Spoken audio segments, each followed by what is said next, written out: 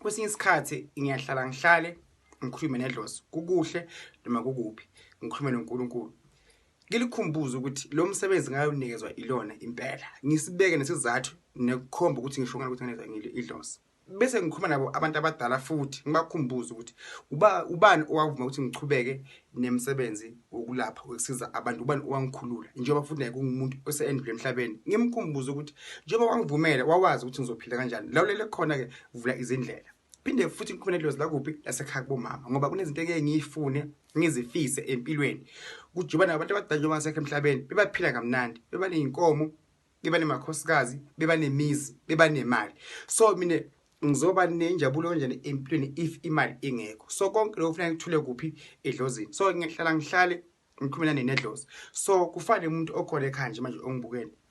uma aneyinkinga ukhuluma nedlozi lakhe ukhuluma noNkulunkulu wakhe watshela abantu abaningi bazokuhleka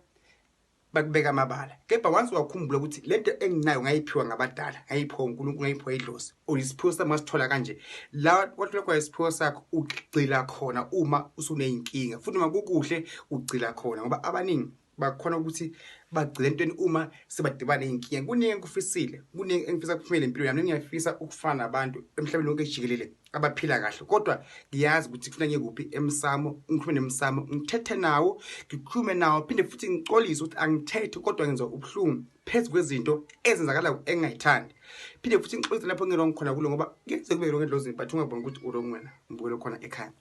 so ke ngumuntu hlala esaya kuphi emsamo ngiyakholwa kakhulu esintwini ngiyakholwa kwedlozini phinde futhi ngumuntu amazi umuntu ongena khona ephomeni asezibene endaweni eningi nje ngiye futhi ngikhonze ngithandaze yonke into ikimina isegazini lami so la ngibukele khona ekhaya yenza njalo inkosi yokusiza uzophumela into zakho ziyahamba kahle inkosi kubusise.